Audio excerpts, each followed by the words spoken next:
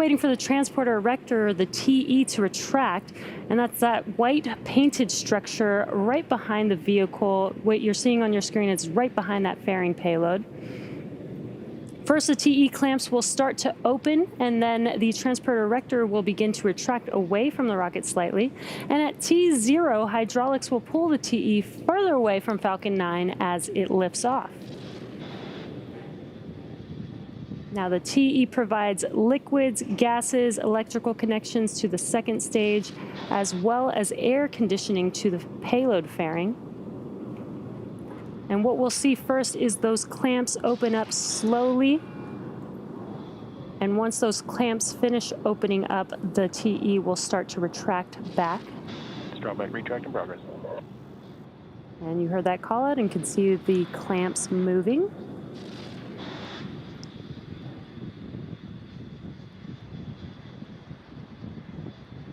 Looks like the clamps have completed opening, so that TE should start retracting back very slowly.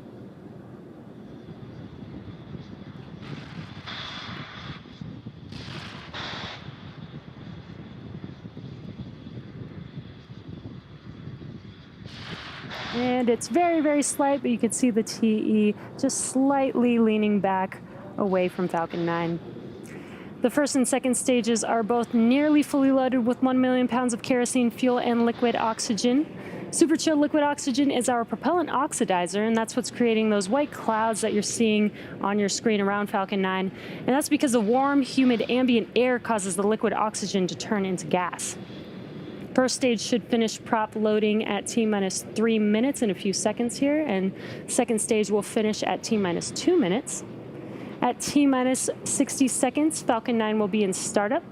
This means that the rocket's autonomous internal flight computers have taken over the launch countdown. Stage 1, LOX load closed out. And there's that call out for first stage LOX load complete. Just inside T-minus 2 seconds, we light the Merlin 1D engines. We use T-tub as our ignition fluid. And when it mixes with oxygen, it burns a green-colored flame.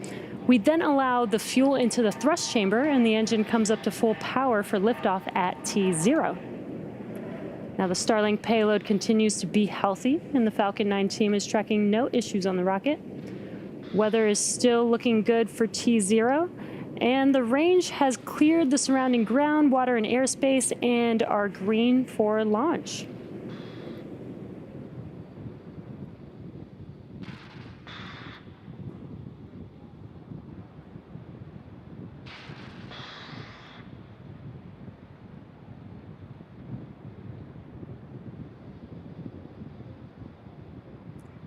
LOX loading should Stage 2, LOX load closed out. There it is. Stage 2 LOX load is now complete. So now that LOX loading is complete, we will start to clear out the LOX line on the transporter erector. So you should see some venting here in a few seconds. And there you can see on your screen, as I mentioned, those white clouds is from the vent. That's from the venting from the LOX. Now, in just 20 seconds or so, Falcon 9 will go into startup, and Stage 1 and Stage 2 will begin to pressurize for launch.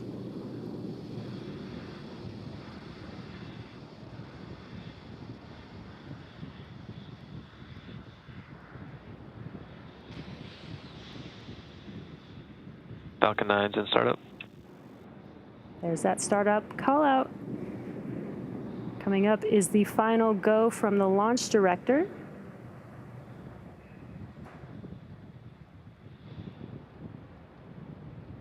Stage 2 is pressing for flight. Falcon 9 Starlink LDs go for launch.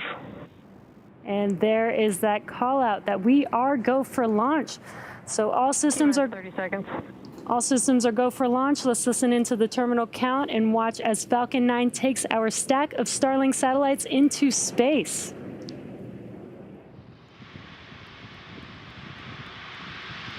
Stage 1, T-minus 15 seconds. 10, 9, 8, 7, 6, 5, 4, 3, 2, 1. 0. Ignition and liftoff.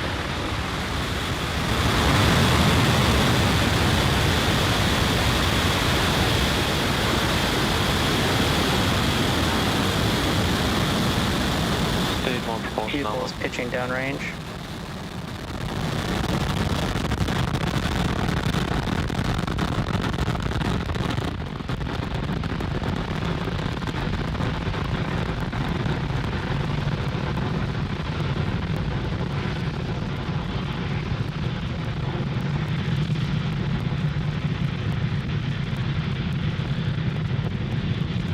T plus 40 seconds into flight, and Falcon 9 has successfully lifted off from Cape Canaveral Space Force Station, carrying our stack of Starlink satellites to orbit. We're now throttling down our engines in preparation for max Q, which is maximum aerodynamic pressure. This is the largest structural load that the vehicle sees on ascent. We've got an awesome, Supersonic. awesome view of first stage of Falcon 9 there on your screen. Max Q. There's that call out that we've passed through max Q. Now, in about a minute, we'll have 3 events happening within seconds of each other. The first will be main engine cutoff, or what we call MECO, followed by stage separation and SES1, or second engine start 1. Now, MECO is where we shut down all 9 of the M1D engines on the first stage to slow the vehicle down in preparation for stage separation. And stage separation is where the first stage separates from the second stage. Vehicle is following a nominal trajectory. Good call-outs there. First stage will then make its way back to Earth and attempt to land on our drone ship, Just Read the Instructions, while stage 2 continues its journey with the third event being second engine start 1. And that's where we light up that MVAC engine, and it will propel the second stage with our Starlink satellites to orbit. Now we're just about 10 seconds or so away from those 3 events. That is MECO, stage separation, and SES1.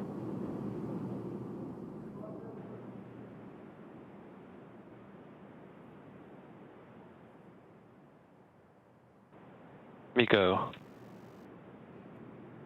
Stage separation confirmed.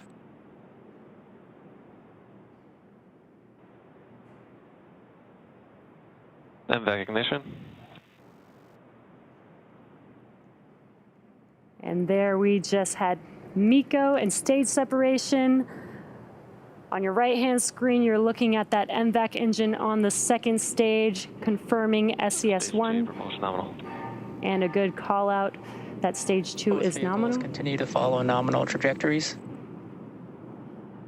Both vehicles are nominal. Separation confirmed. And there you can see on your screen the fairing halves have been deployed. They are now making their way back to Earth, and as a reminder, we will be attempting to recover the fairing halves today with our recovery ships Go Searcher and Go Navigator.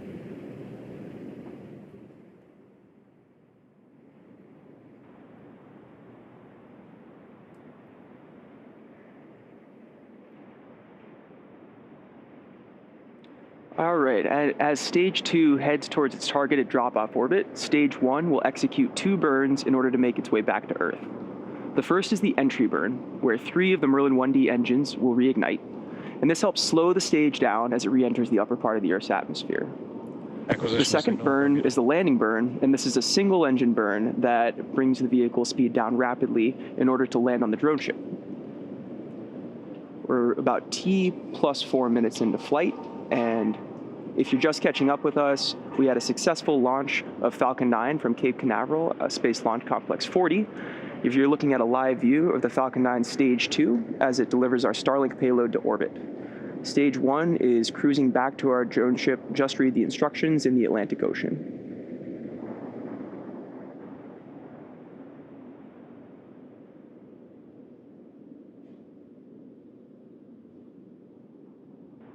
Now we'll continue to watch Stage 2 here on a nominal ascent for a few minutes. As a reminder, the Merlins on the first stage are optimized for sea level, and these achieve around 190,000 pounds of thrust during ascent and descent. The MVAC engine is optimized for vacuum and achieves about 220,500 pounds of thrust on the single engine.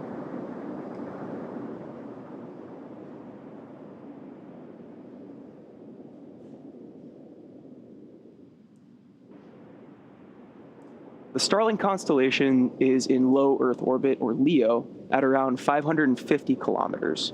Now, most geostationary satellites are at 1,000 kilometers altitude, and these are the general satellites that we see in most other systems.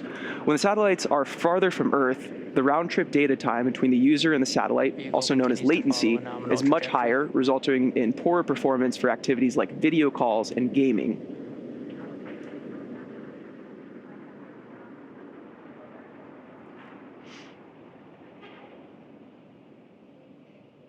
And we're about 30 seconds out here from entry burn.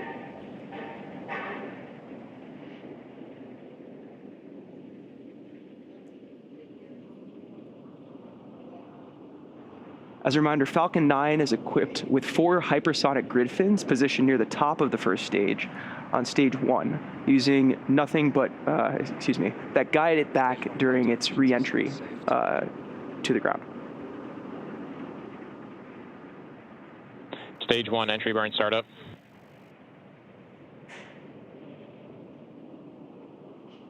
And there we go, we have entry burn start.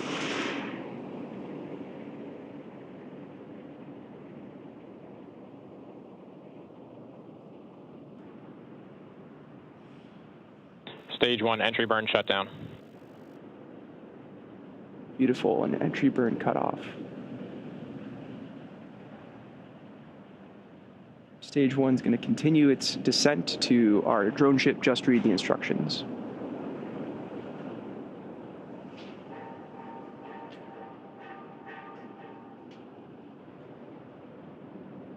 As stage 1 continues to descend, it uses occasional bursts of nitrogen gas for attitude control, and sometimes you can see this, although in the darkest night we may not be able to.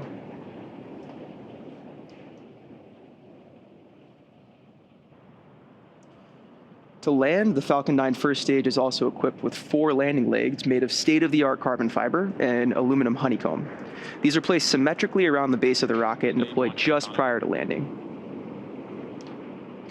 After first stage landing, stage 2 has a coast phase, then a short burn, and then another coast phase before deploying the satellites. We are about 30 seconds out from landing burn.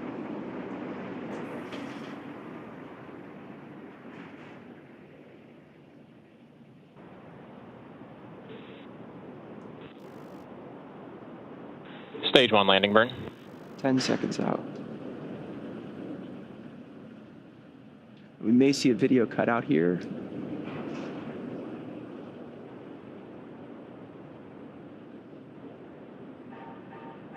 Stage 1 landing leg deploy.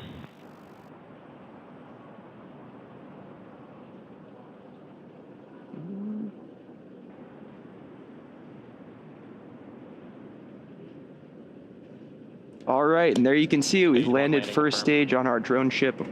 Just read the instructions. This marks our 76th recovery of an orbital class rocket and the 6th recovery for this particular booster.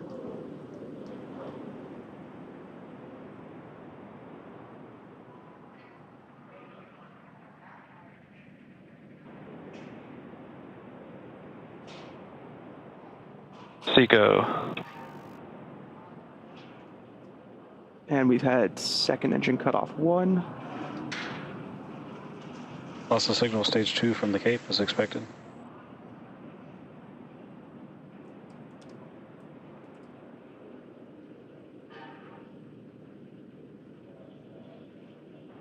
And we confirmed good orbit. All right, now stage 2 is going to coast for this orbit in the next 35 minutes or so. While that happens, take a look at this animation showcasing where we are in the coast phase. We'll see you back here in about T plus 45 minutes for a second stage relight.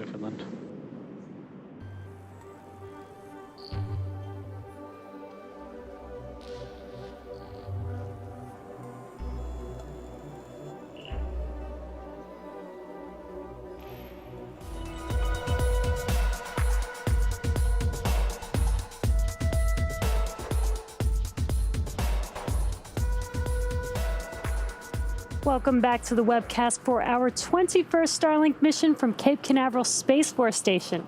So far, we had an on-time liftoff at 3:13 a.m. Eastern Time. Stage 1 came back to land on Just Read the Instructions. That is our 76th recovery of a booster. Now we're waiting on SES-2 coming up here, which is second engine start 2. And this will be a very short, quick burn, just about 1 second, but it will take us to our final drop-off orbit.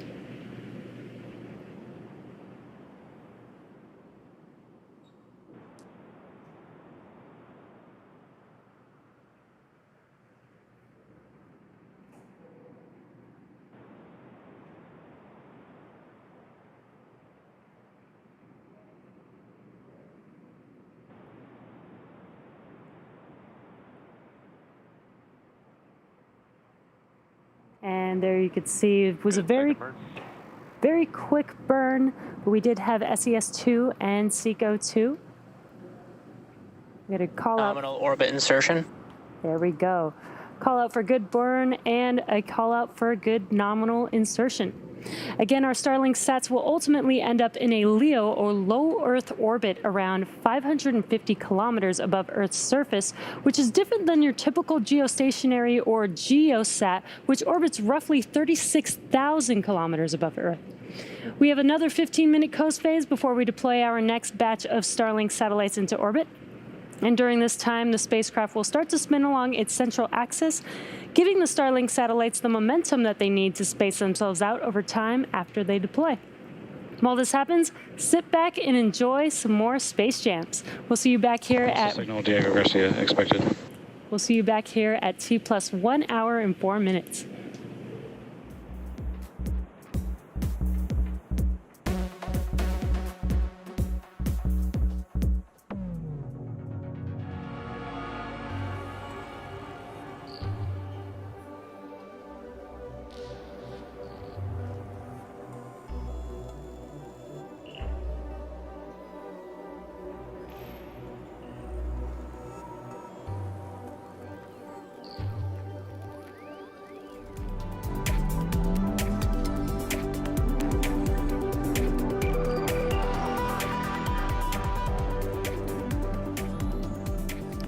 Welcome back to our webcast for Starlink. We had an on-time liftoff this morning. Our first stage booster landed for its 6th time and our 76th recovery overall.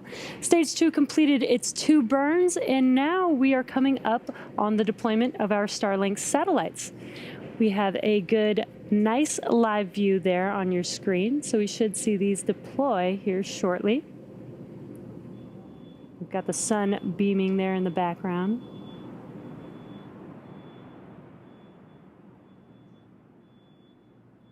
Just about 10 seconds away from payload deploy.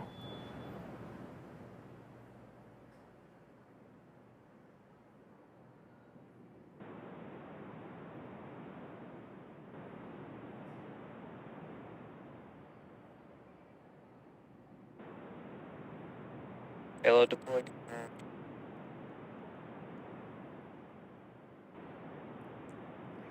Now you can see those Starlink satellites out in space drifting away from second stage.